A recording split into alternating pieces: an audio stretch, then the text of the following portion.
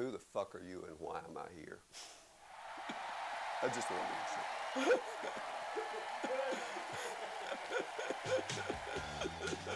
I just needed to lighten things up for myself, you know.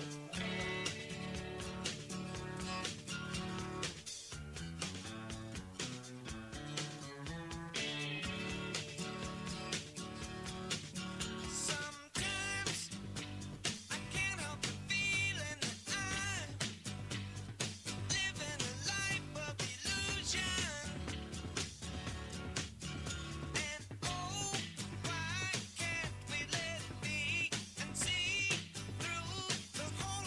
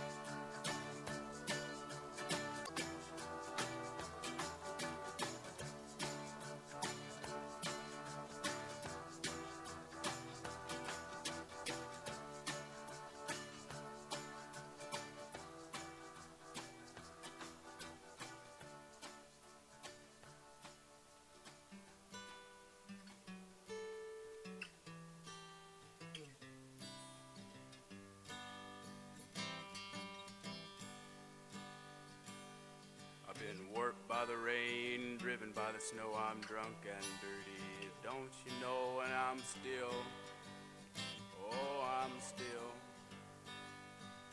Oh, out on the road late at night, I see my pretty Alice in every headlight. Alice, Alice, Alice. I've been from Tucson to Tucumcari, to Hatchby to Tonopah, driven every kind of rig that's ever been made.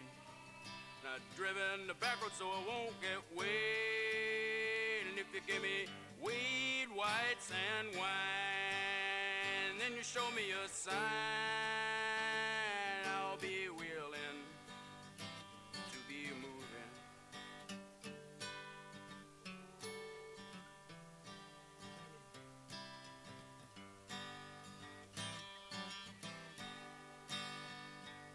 Now, smuggled some smoke, some folks in Mexico, baked by the sun almost every time I go to Mexico.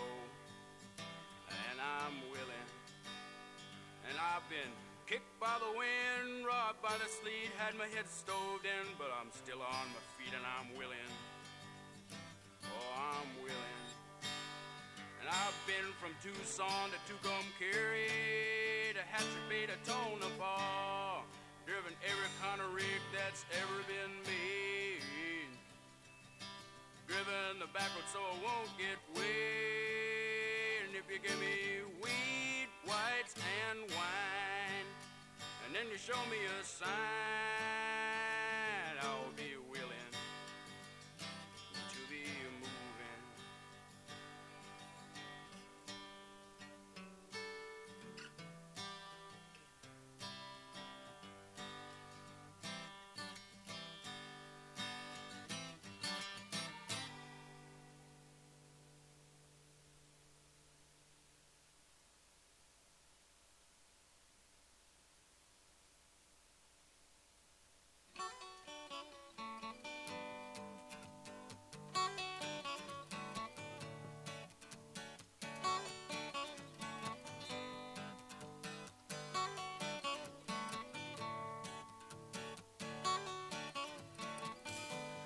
Chewing on a piece of grass, walking down the road. Tell me, how long you gonna stay here, Joe? Some people say this town don't look good in snow. You don't care, I know. Ventura Highway in the sunshine, where the days are longer, the nights are stronger than moonshine. You're gonna go, I know.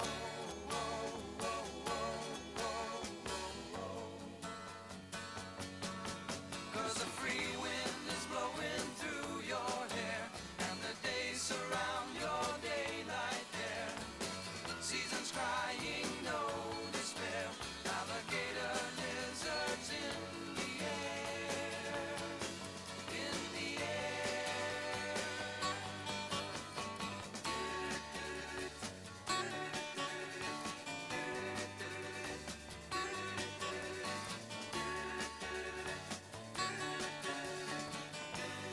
Wishing on a falling star, waiting for the early train. Sorry boy, but I've been hit by purple rain. Aw, come on Joe, you can always change your name. Thanks a lot son, just the same. Ventura Highway in the sunshine, where the days are longer, the nights are stronger than moonshine. You're gonna go, I know.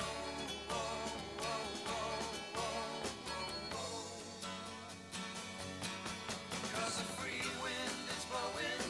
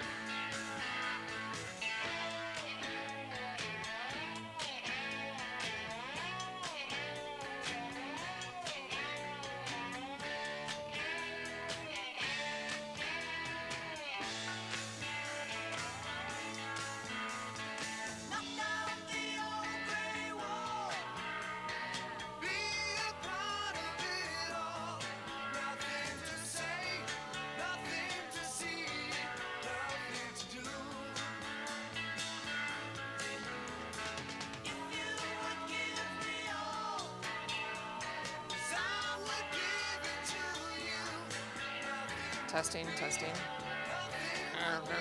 Hello? Is this natural? Can you hear me? Okay.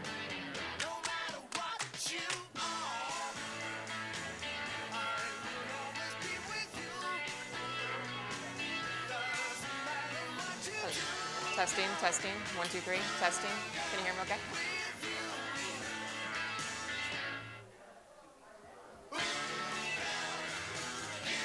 Testing. 1, 2, 3.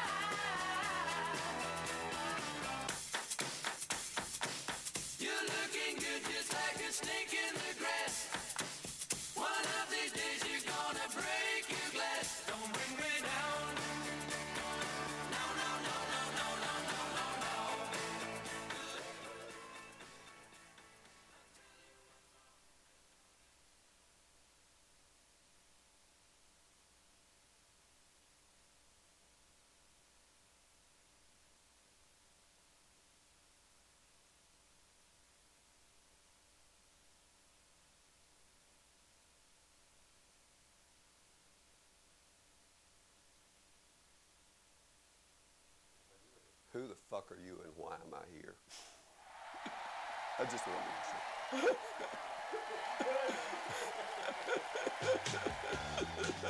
I just needed to lighten things up for myself, you know.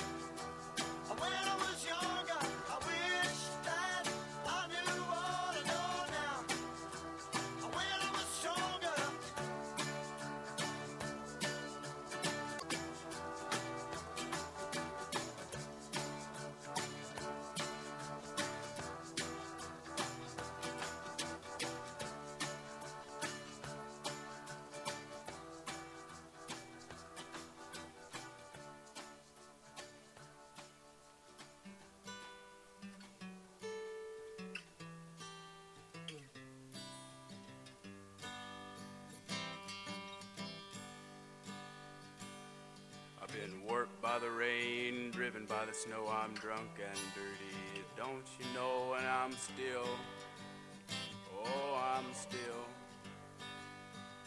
oh, out on the road late at night. I see my pretty Alice in every headlight. Alice, Alice, Alice.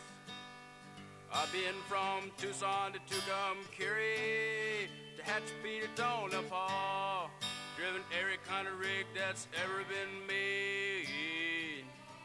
Now driven the back road so I won't get weighed. And if you give me weed, whites, and wine, then you show me a sign,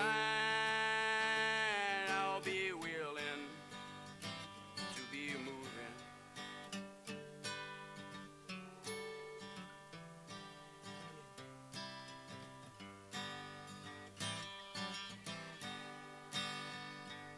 Now, smuggled some smokes from folks in Mexico, baked by the sun almost every time I go to Mexico. And I'm willing. And I've been kicked by the wind, robbed by the sleet, had my head stoved in, but I'm still on my feet and I'm willing. Oh, I'm willing.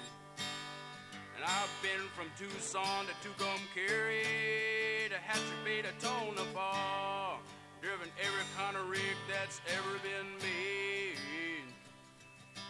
Driven the back road so I won't get weighed. And if you give me weed, whites, and wine, and then you show me a sign, I'll be willing to be moving.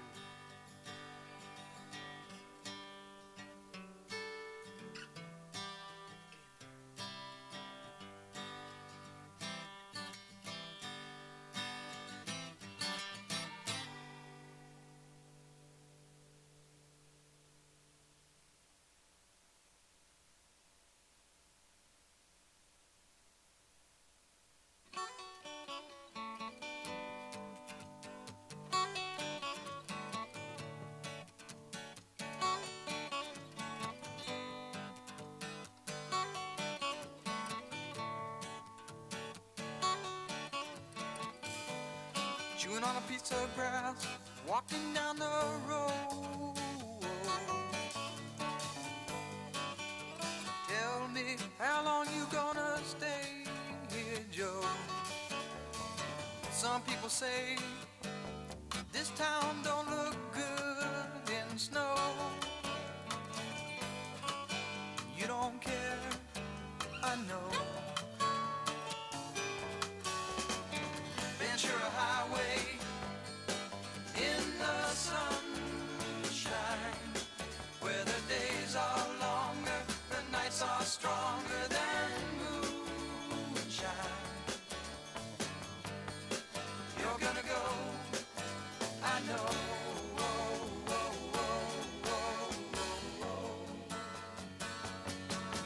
Cause the free wind is blowing through your hair, and the days surround your daylight there. Seasons crying, no despair. Alligator lizards in the air, in the air.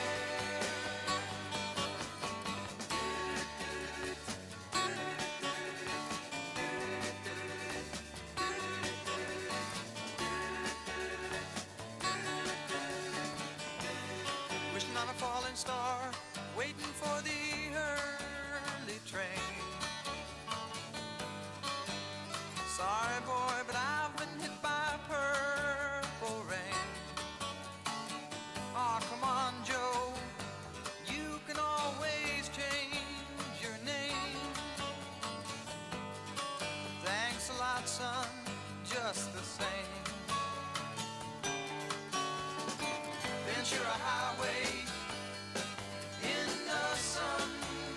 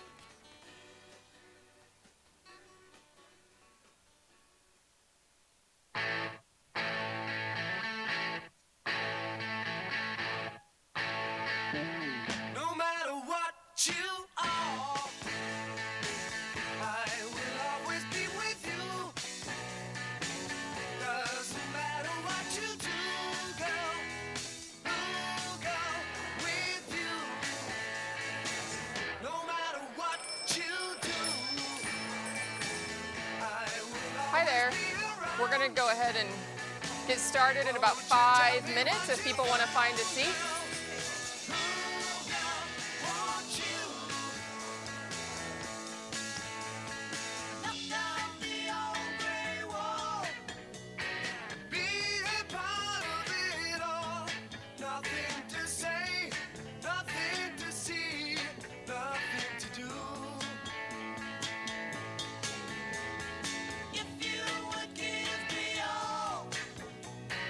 I would give it to you.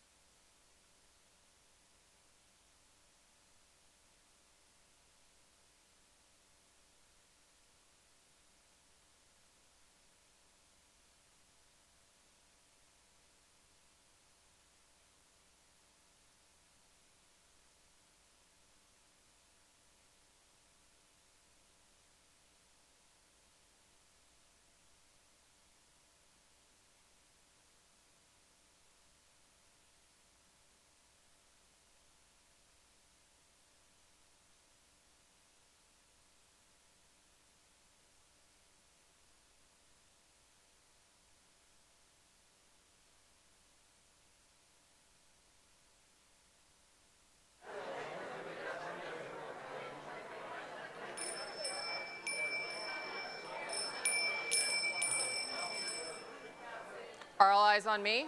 Yeah? Huh? All right, if we could have everyone take their seats or they're standing. I see we are at standing room only.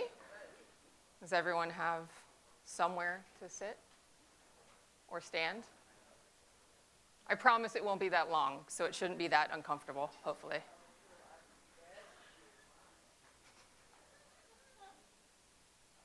All right, is there anyone else coming in, Jamie? Are the doors, where are we at? 2 people? Okay, we'll wait. 3, we'll wait. But we're locking them after that. Just kidding. All right. There's a couple of chairs in between when people need to sit. We have old friends here. Need seats.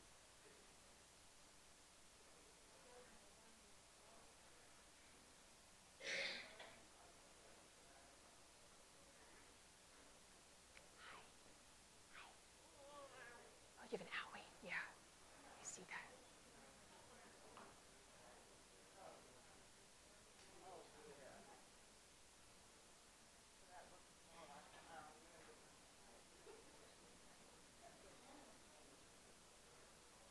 Okay.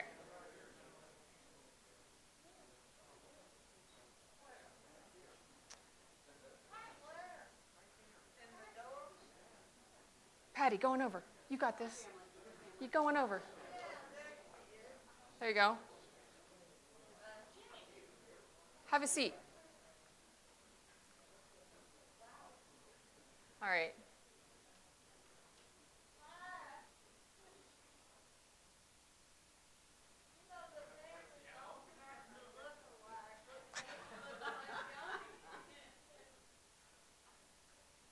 We're good?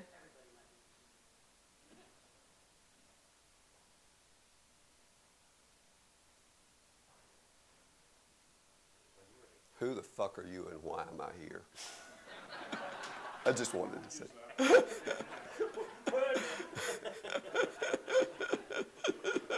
I just needed to lighten things up for myself, you know.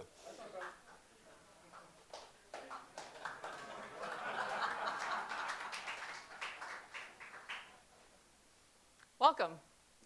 Welcome to those of you here to celebrate the life of John Poss. And welcome to the rest of you who are here to make sure he really is dead this time. Judging by the crowd, I'm thinking the majority of you are in the latter. My name is Kate DeGrow, and I am John's youngest daughter, your MC today.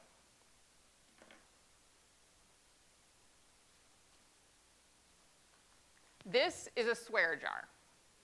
I had to start one for my kids, well, for me, and I have to pay up every time I swear in front of them. Charlotte, Sydney, this should cover everything you are about to hear.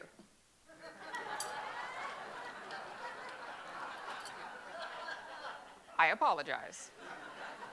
I may have inherited that from Papa. All proceeds will be donated to the Unitarian Universalists of New Braunfels to say thank you for letting us use this incredible space. So I'll leave that here should there be any swearing in front of the darling children.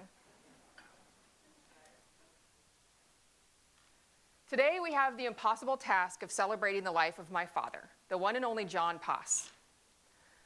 Let me see a show of hands for everyone who did not like John Poss the first time you met him. Grandma, Grandpa, be honest, that means you too. Thank you. My dad had the incredible ability to turn foes into friends, and today you will hear from some of them. The author Donald Miller said, "A good storyteller doesn't just tell a better story. He invites other people into the story with him, giving them a better story too." My dad invited all of us into his story. If you knew him longer than 5 minutes, well, you probably heard him talk about himself. And tell a story or two. In fact, at my wedding, I gave him this talking stick and told him he was only allowed to speak when he was holding this stick. When we were done hearing his voice, someone would come up and take the stick away from him. We have it today. Rather than recount all of his stories, you are going to hear our stories of what it was like to be his friend, his colleague, his golfing buddy, and his family. First of all, I owe Cliff an apology. I wrote his name as Craig in the program. It has been corrected, but after the fact. Apologies, Cliff. But if you make me mad, I'll call you Craig. Because it is impossible to hear from everyone who has a John Poss story, we invite you to stick around after the service for some light refreshments and share your own version of the one and only John Poss. Also, he had approximately 82,000 hats, most of which are Astros, and we invite you to take one with you to keep John top of mind after today. They're out there in the foyer.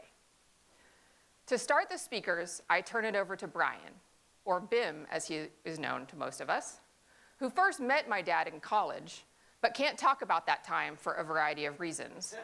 So it was going to talk about a time later when they met again in the 70s. Bim?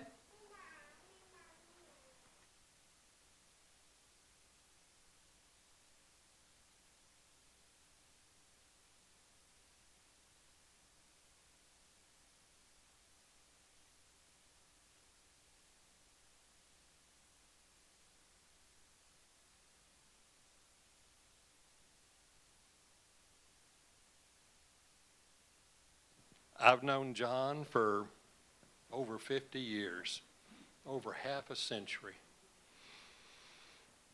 During that time, we've laughed and joked and drank and smoked and planned and schemed and worked together, and he performed my service for my wedding.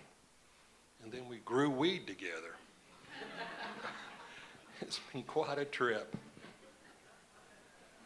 And I met John early 70s in a slum that was student housing right off campus. And when I found out he was going to go into finance, I was kind of stunned because he had so much enthusiasm and energy for such a boring profession.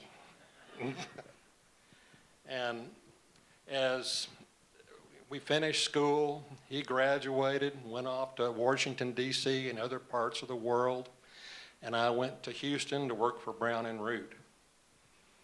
And I got a call one day, and he said he was coming into Houston to give a presentation for Arthur Anderson and invited me to come by and watch.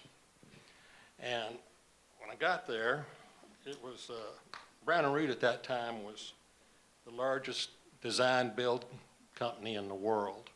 And so the head executives, chief financial officers, and other accounting folks were there in the room. They all wore the same thing, had the same haircuts, same shoes, and the room was white walls, white ceiling, and there was a whiteboard that went all the way across the room from corner to corner. So the head partner of Arthur Anderson got up and introduced his team, and the first guy got up and immediately went to the overhead projector, turned the lights out, and started with his transparencies and droned on for 10 minutes. Then the next guy came up, kept the lights off, put his transparencies on there, and went on and on and on. It's about that time I was looking for coffee to see if they had any in the room. Anyhow, when they finally got to John, he turned the lights way up, and with his red Sharpie, he went and drew a graph on the wall, on the whiteboard. And somebody asked him a question, and that was all he needed. And he started drawing figures, charts, dates, and just kept on going. More questions. He'd be telling jokes over the side of his shoulder while he was drawing on the with the Sharpie. Pretty soon people were standing up, pointing, asking questions. He got the whole crowd involved. He kept on going now. And then when he got to the end of the whiteboard, well, he turned the corner and started doing his Sharpie stuff on the wall. And he kept on going till he got to the end of the stage, and he went, and that's how we'll do it. And the crowd applauded. And so I learned how enthusiasm is important in finance. And it was probably the only financial presentation that required the room to be painted. He brought that enthusiasm to everything he did in life. He was a good friend. You could count on him to give you unvarnished advice. He was always there when you needed him.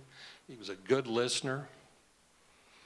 And, well, I'm not really sure how this death thing works. And I know that he's not here physically, but his memories will always be with me. And when I, a kernel of wisdom or a joke or a story, I know it'll make me chuckle or laugh or think.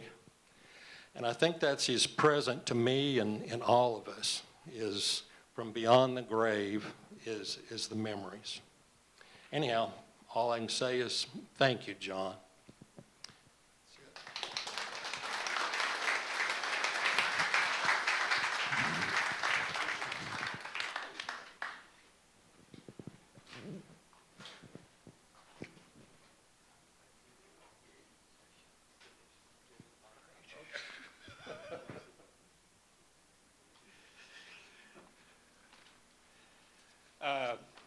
My name's Rick Cree from Dallas.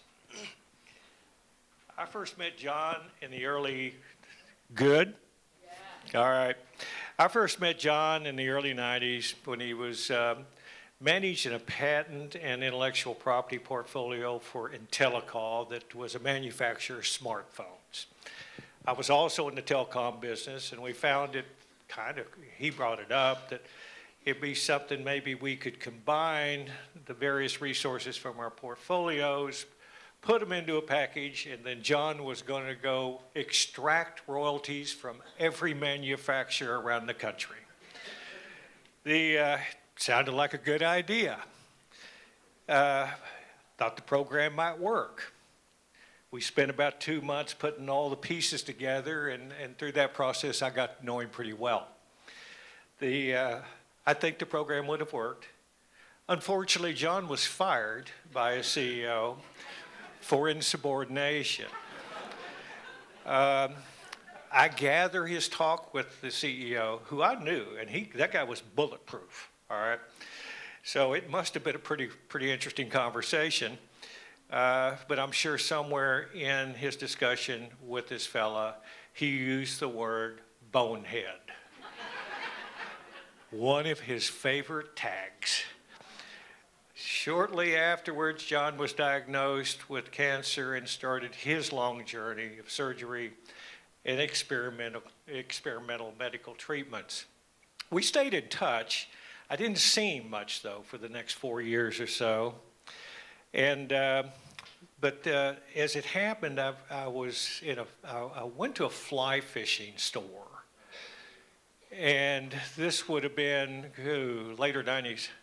Yeah. He was diagnosed in 2000. Okay, well, this was after 2000. And and he was there. Fly fishing store. Yep, he was. And we got to talking. He got to asking me how things were going and how the business was going. And I told him, well, we'd merged with a public company, and we had a lot of challenges.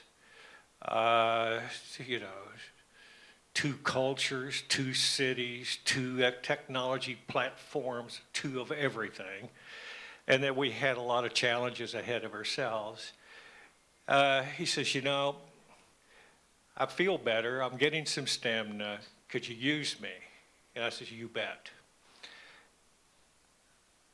He came on working for us to begin with part-time, and he was responsible for basically evaluating the 2 technologies that we had from the 2 different entities.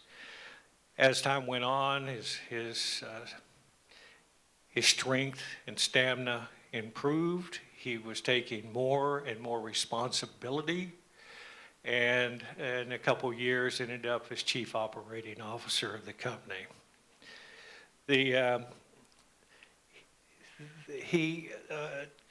John took the role, I think, thinking he needed a hobby.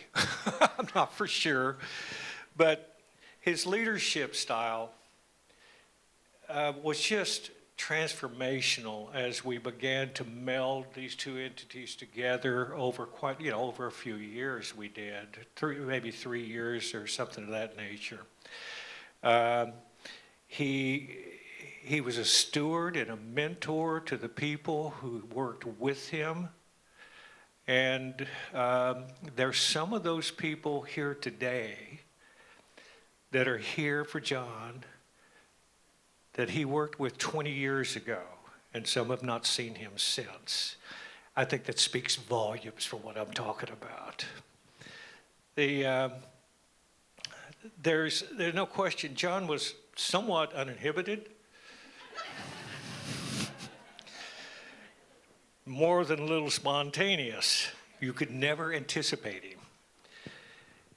We took a trip to the Amazon to go peacock bass fishing.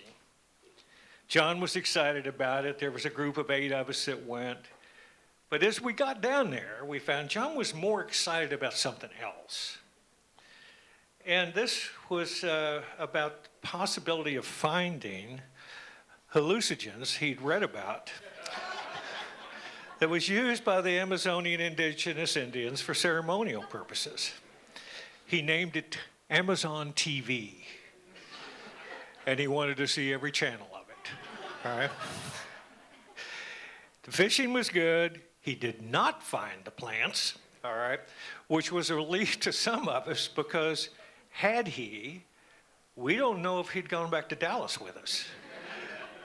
Or if he did, we would have to physically deliver him to Melinda, who may have some issues with the whole thing too. He was very entertaining.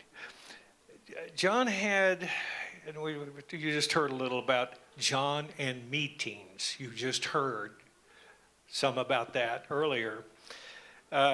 He really did not want to put up with non-productive blah, blah, blah, blah, as John would say in a meeting. I'm going to give you a snippet of 2 or 3 that you might enjoy.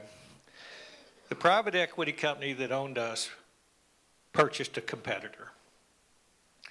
5 or 6 management folks from each company were meeting to discuss integration and planning topics. There was a marketing VP from the other side who looked like he could play a defensive lineman for a D1 football team. He walked on everybody's comments. He discouraged anybody for coming up with more ideas and was clearly trying to establish a higher authority level with everyone there.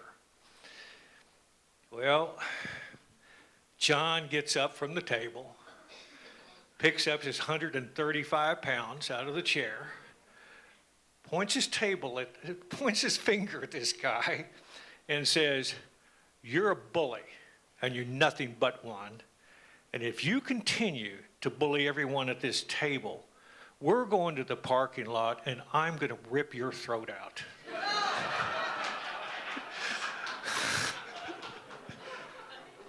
I'm sitting there listening to this, and the guy was quiet for the rest of the meeting. All right. When the meeting was over, I went to John and I said, "John, what in the hell are you thinking?" He says, I told him this guy could break you like a toothpick.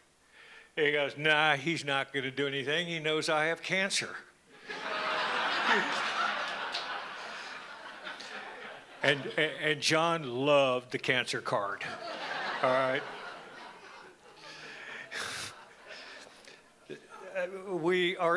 The CEO at that time was a very real kind of high concept guy. He worked in the clouds, so to speak. And what And he was all hot about developing a biometric product to speed people through airport security, whether it be face recognition, voice recognition, that kind of thing. He set up a meeting in New York with a man and his daughter, who was part of the company, who owned a venture capital fund. The CEO talked and talked, nothing specific. He was way up in the clouds, and he spent about an hour selling this concept with no underpinnings whatsoever. John was there with our in-house counsel, and when this fellow was finished speaking, the guy who owned the venture capital fund looks at John, because John hasn't said anything during the entire meeting, and says, "What do you think?" And John looks at him and says, "I'm thinking, what the fuck am I doing here?"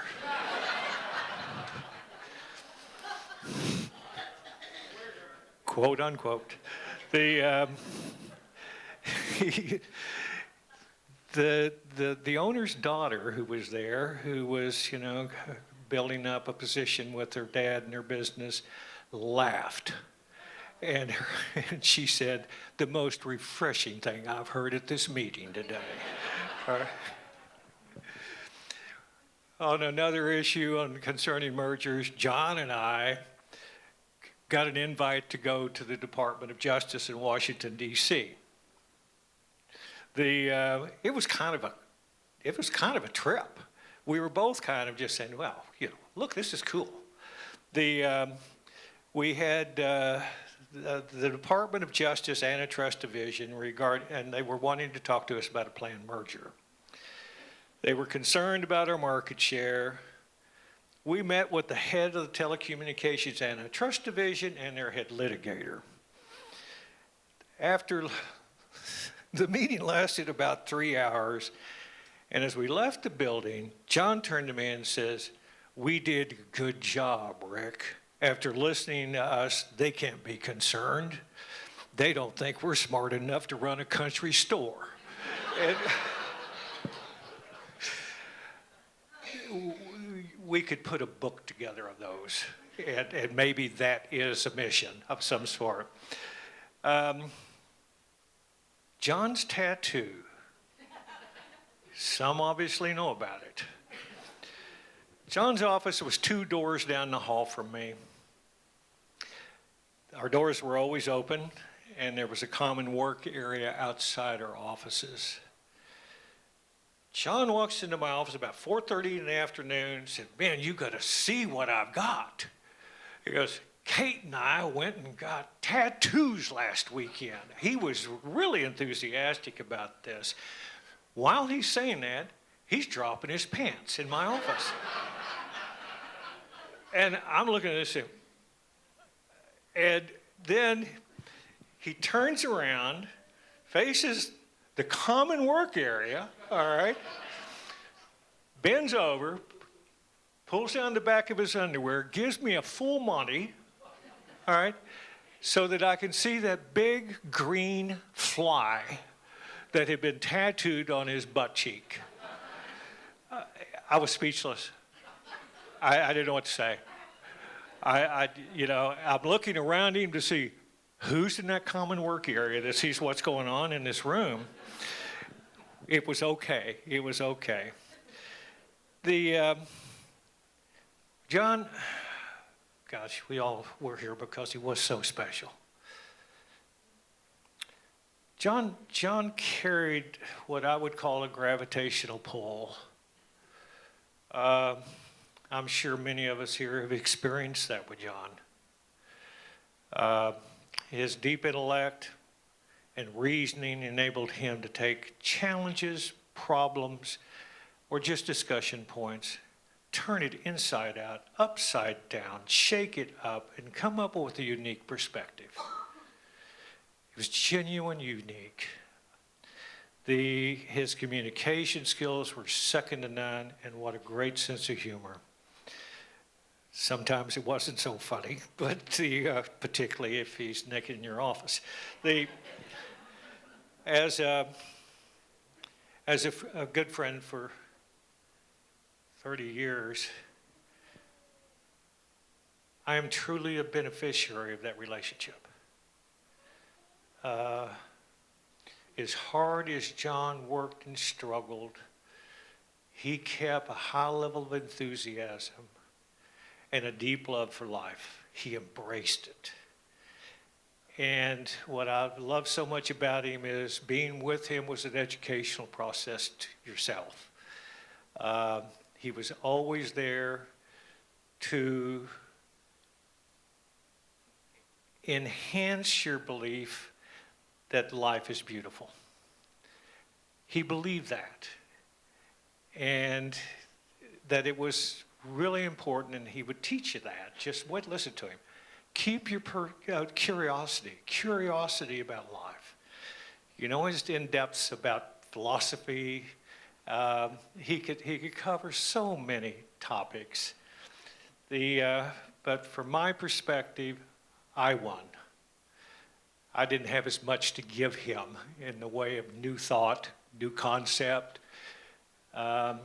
He sure did for me, and clearly enhanced to me the quality of my life. He was a special, special man. I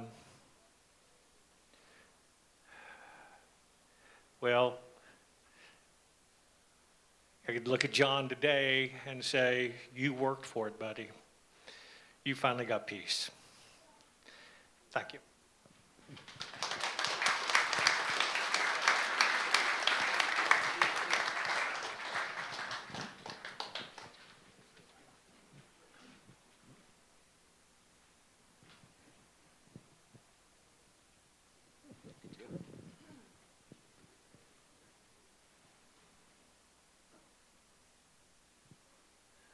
I'm Craig Reed.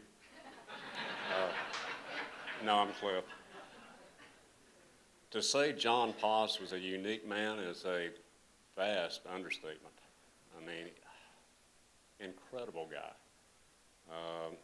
I got to know him maybe 15 years ago, golfing. You know, we shared the same passion or addiction, as well as many of the guys here today. I mean, he joined golfing groups. We were a bunch of misfits, still are, and he fit right in, I mean, immediately. And with golf, there's, you have 4 hours, 5 hours to play 18 holes.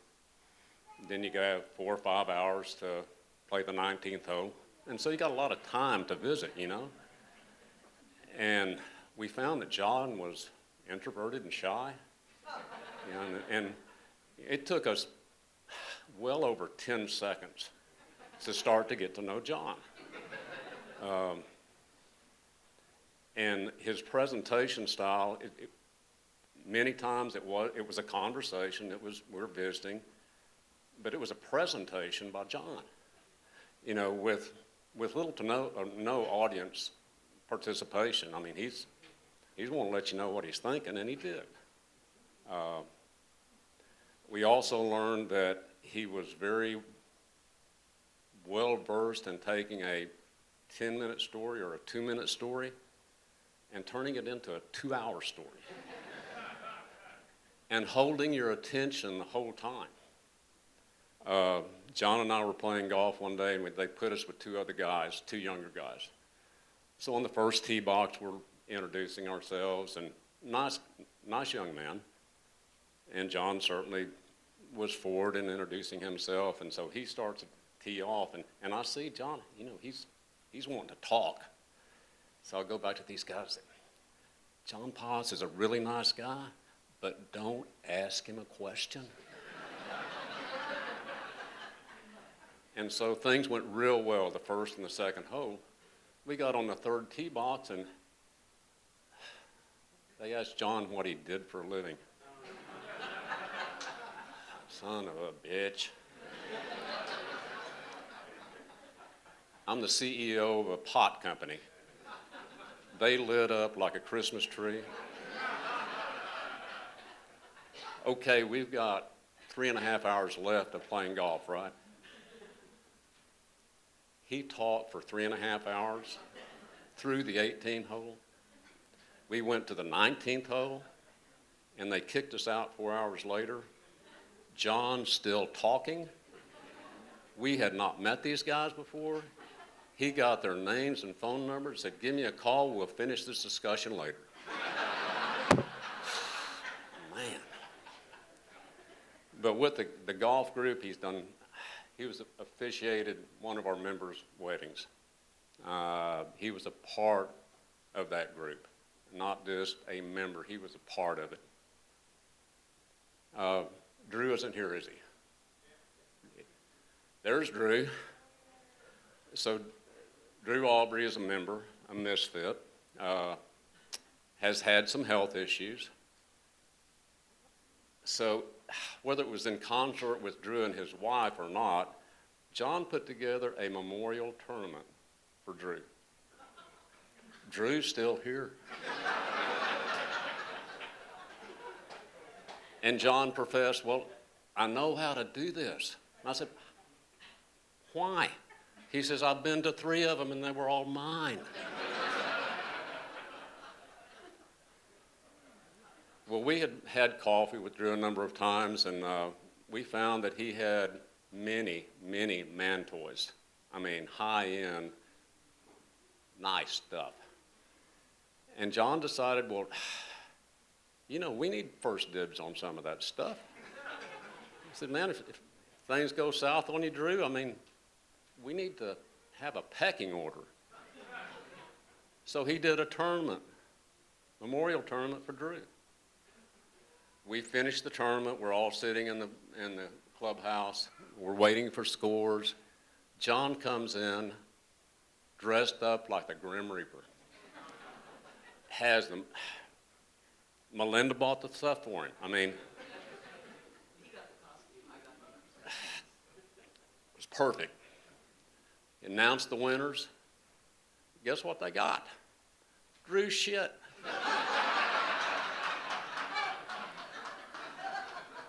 So thankfully, Drew is still here, right? But I think there's guys that have a list, Drew.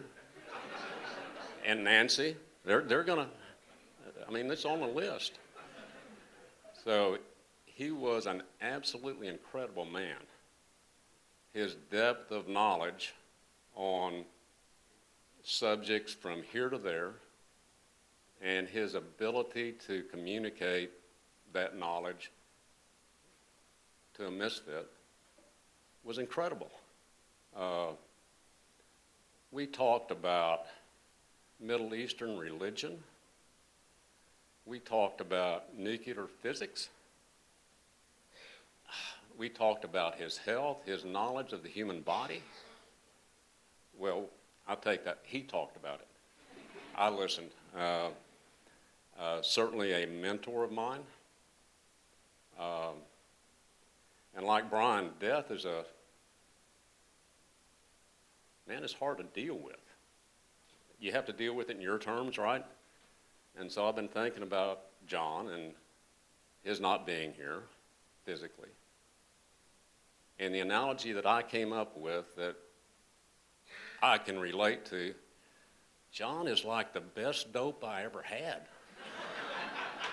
You know, and I got, when you have it, man, you really enjoy it. And it expands your mind.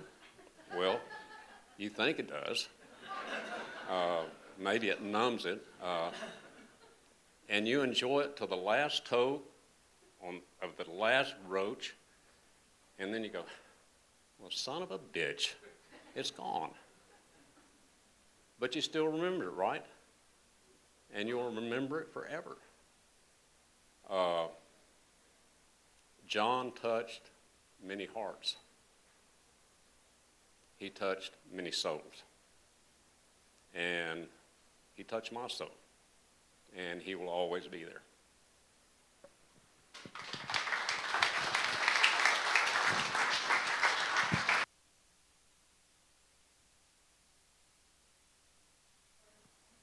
Great job, Craig. 2 thumbs up on that one. Thank you very much. you get to hear from me again. I am the last speaker because I get to have the last word. I am here to talk about John Poss as a father. But first, I'm going to tell you about my dad and his father in his own words. This excerpt was taken from a Storyworth subscription I had given him, which sent him questions each week about his childhood, about his life, different things he could choose to answer. Most of which he chose not to answer, but this one he did. His prompt was, "What was your father like when you were a child?" In his words. Around the age of 11, I was exceedingly curious about my father. And I suppose because he had made a child support payment, my mother consented to me spending the day with him.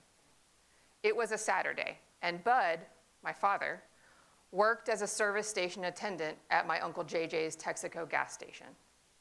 JJ was the husband of Tootsie, who was one of Bud's sisters.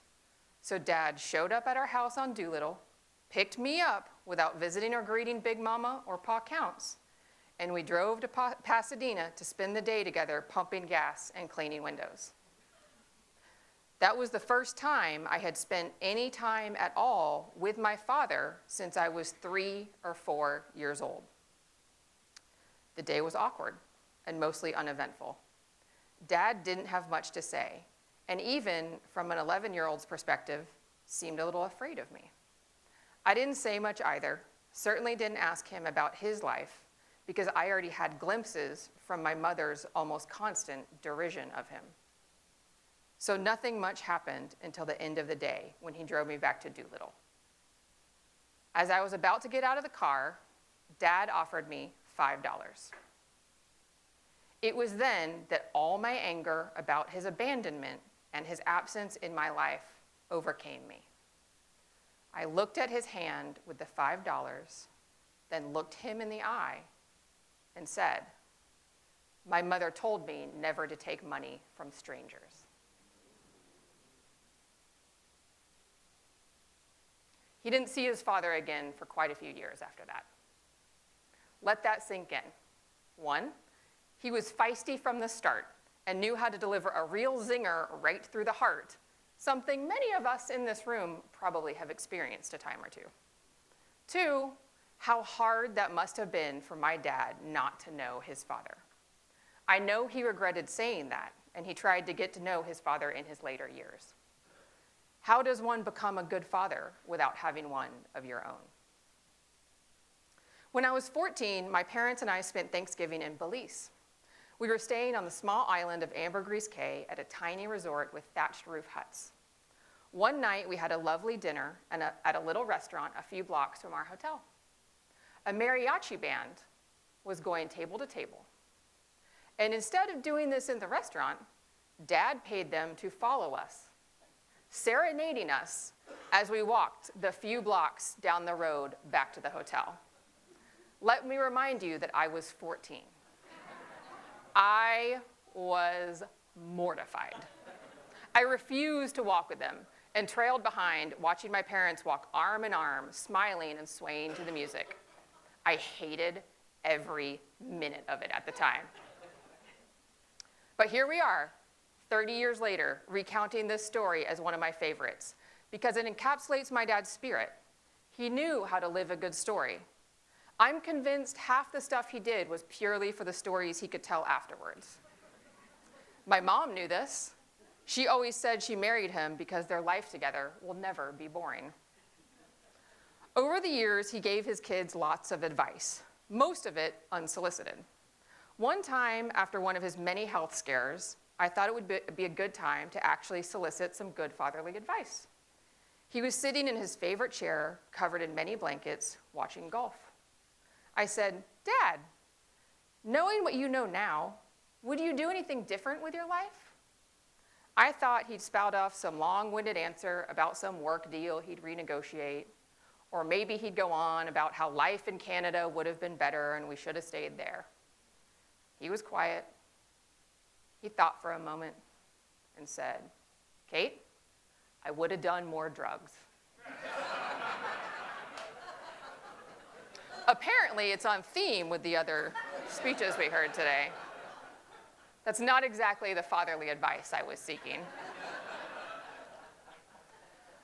One of the greatest gifts he gave to his children is his sense of humor. I may have a bit of John Poss in me, and I used to tell him that I would do or say anything if I thought it was 51% funny. He'd just shake his head and say 49% when he didn't agree. He could make anyone laugh and won over many of you in this room with his sharp wit. When I brought a boyfriend home, he'd immediately find something wrong with them. That one has a giraffe neck. This one wants to be an umpire? Only failed baseball players do that. But when he met my husband, Richie, he was silent and had nothing negative to say, which is a rare for John Poss. I realized that he either really liked him or was worried I was running out of options, so he better keep his mouth shut either way. Turns out he did the same for Monica and told her in his final days that he really liked her husband, Ronnie, that he was the real deal. Tracy, there was never a doubt that Dad adored you. My dad didn't just raise 3 great kids. He also adopted many others along the way. McCarty, I see you back there somewhere. Melissa, Nikki, Jamie. Any friends of ours became one of his Poss kids. My friends loved him because he would spend the entire time they were at our house trying to embarrass me. Singing Chantilly Lace at the top of his lungs in the car, shouting my name really loudly in a restaurant to watch my face turn beet red. He would do anything for a laugh, sometimes at our expense. He refused to admit he actually went skinny dipping with all of Monica's friends after her wedding.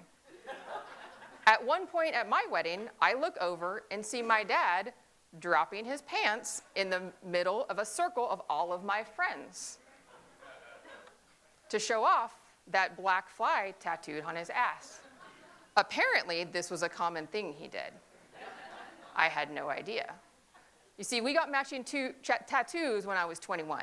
He always told me growing up that if he ever got a tattoo, it would be a black fly on his ass.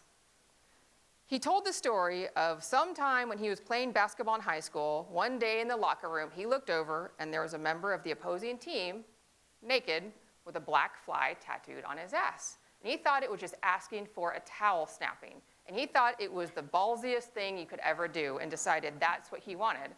So I told him when I turned 18, we'd get one together.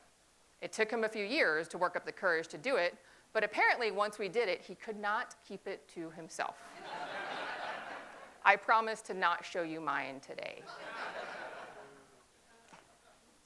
He loved Christmas, and Christmases with him were often epic.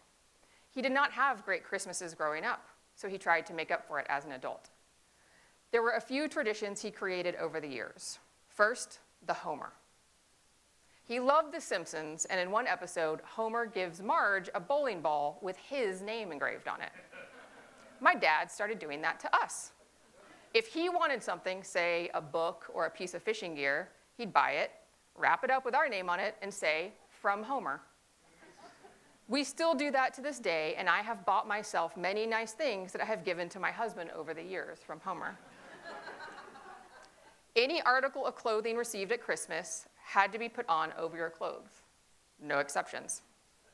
Each piece went on, layered on top of the other, until you finished opening all of the presents. Growing up, we also made ornaments for anyone who spent Christmas with us, writing their names on the ornament and letting them choose where to hang it on the tree. This included all of our many pets. Both of my parents were animal lovers, and we had a menagerie for as long as I can remember. Each cat, dog, and fish that lived longer than a year got its own ornament. Over the years, many of them passed away, so we started moving these ornaments to the back of the tree and called it the pet cemetery. Morbid, I know, but 51% funny. After his mother passed away the next Christmas, we took her ornament out, looked at each other, and hung it on the back of the tree in the pet cemetery. Bluebirds were a longtime love of my dad's for their symbolism of happiness, something he was on the constant lookout for. And we had a handful of bluebird ornaments that went on the tree. They were always the very last to go on, and each one of us would get one, and we got to choose where we placed it on the tree. My dad truly loved Christmas and all the traditions we created over the years. Monica and her kids have made handmade bluebird ornaments for each of you to take home today and hang on your Christmas tree. And think of my dad each time you place him on your Christmas tree pet cemetery or wherever you feel is appropriate. After my dad was diagnosed with cancer, he spent time reflecting on his life. He also spent a year as a woman. He started taking estrogen after his surgery, and the doctors forgot to tell him to stop. His testosterone dropped to near castrate levels.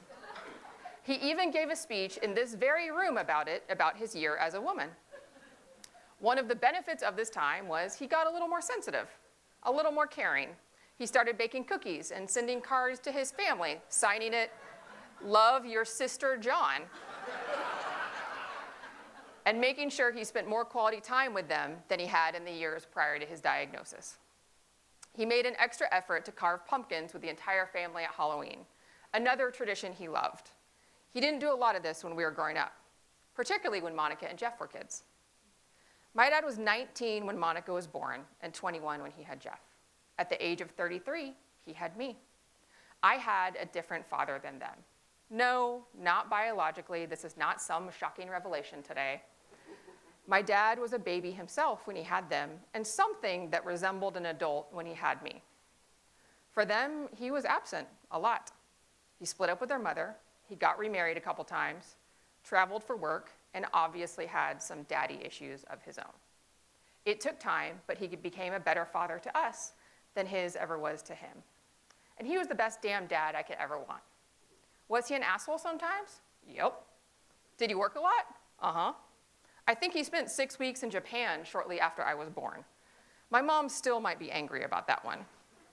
But he was also funny, smart, supportive, and never ever let me doubt myself about anything for a damn minute. He was my #1 fan in life and showed up at every single one of my basketball games in high school, cheering at the top of his lungs, paying me $5 per offensive foul, so I'd get more aggressive. I think it worked. Thank you, Monica and Jeff, for breaking Dad in for me. I wish he could have had the dad I did, and I know that he wished he could have done that for you. That's right, we need these, hold on. Okay. Monica, Dad adored you. You were 2 peas in a pod. No problem will go unsolved in your presence or his. I used to get so mad when you came to visit when I was growing up, because Dad would drop everything and spend every single minute of the weekend with you. Now I understand, but bratty 10-year-old Kate didn't get it. He missed out when you were growing up and wanted to make up for lost time. Jeff, he was so damn proud of you.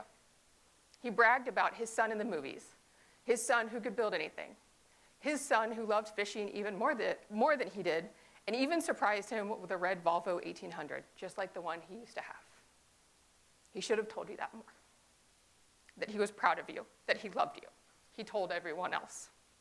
The best thing about you, Jeff, is that you were breaking the mold, just like our dad, by being a better father to your kid than yours was to you. You have raised an incredible young woman in Pearl who still actually wants to hang out with you as an adult. That is the definition of parental success. Okay. Dad also adored his grandchildren. He lit up when they were around. Clover, I see you back there. You're here somewhere. Clover, you were the first and shared a special connection. Your presence was comforting to him, and he kept asking for you in his final days. Thank you for being there to see him through to the other side. Chance, Pearl, Charlotte, and Sydney. Dad adored each and every one of you, and I'm so glad he got to meet you. The wisest thing my dad ever did was marry my mom. Not only did she tolerate him, but she kept him alive for these past 24 years after his initial cancer diagnosis. Without her love, support, homemade chicken noodle soup, the occasional burnt duck, and endless patience for the man, he would have died a long time ago. His #1 concern was the well-being of my mom. When I visited last year, he wasn't doing well and said he would die today if he knew Melinda would be okay. Mom, you were the love of Dad's life. his rock, and the reason he made it so damn long. Thank you for keeping him around. Many others surely would have killed him by now.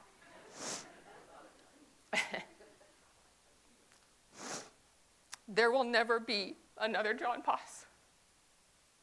24 years ago, he was diagnosed with an incurable cancer and told to go home and die. He said, fuck that, and he talked himself onto a clinical trial for a drug that saved his life. He grew up in a broken home without a father, destined to stick around his hometown and work the ship channel like so many others he knew. Nope. He put himself through school, got a CPA, and became a big businessman with a briefcase, becoming one of the youngest CFOs in a company's history. He was not a great father in the early years to my brother and sister, so he changed. He did better the next time around with me, and he tried to make amends with them as time went on.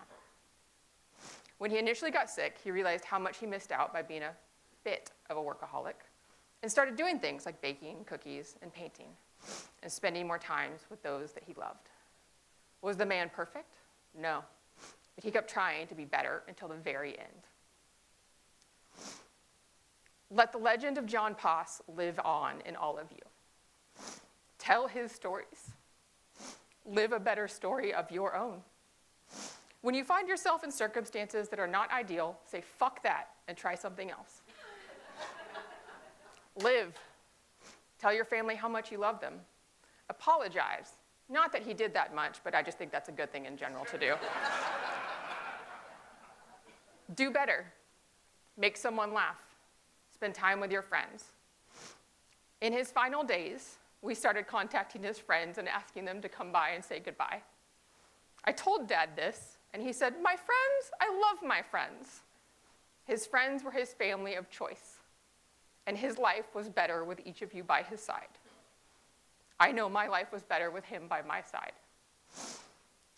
Hunter S. Thompson said, life should not be a journey to the grave with the intention of arriving safely in a pretty and well-preserved body, but rather skid broadside in a cloud of smoke, thoroughly used up, totally worn out, loudly proclaiming, wow, what a ride. Thanks for taking us along for the ride, Dad. We're so fucking lucky to have known you.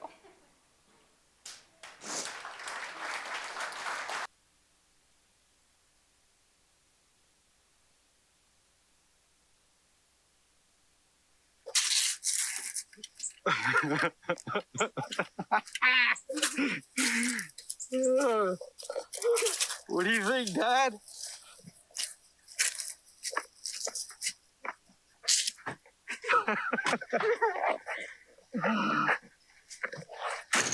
Wait, don't turn it. Wait. Turn it. Okay, now there's a push button start right there. Oh, that's all right. You gotta clutch it. Start it up. It's underneath the steering wheel. Little push button. Oh. Is it a clutch? Yeah. That's what he did? Listen to that. Oh my God.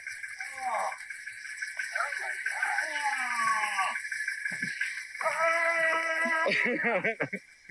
You got that. You're filming it. Yeah.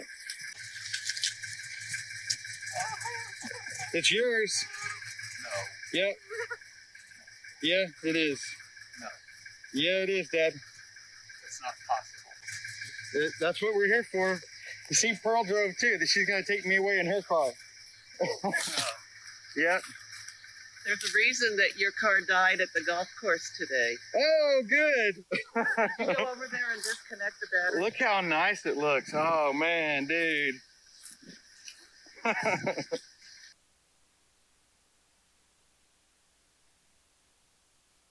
Thank you.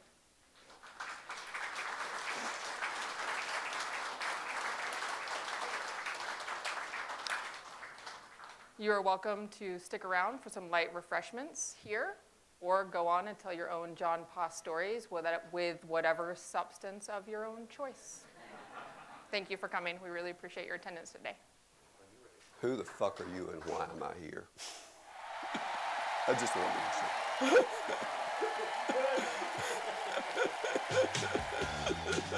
I just needed to lighten things up for myself, you know.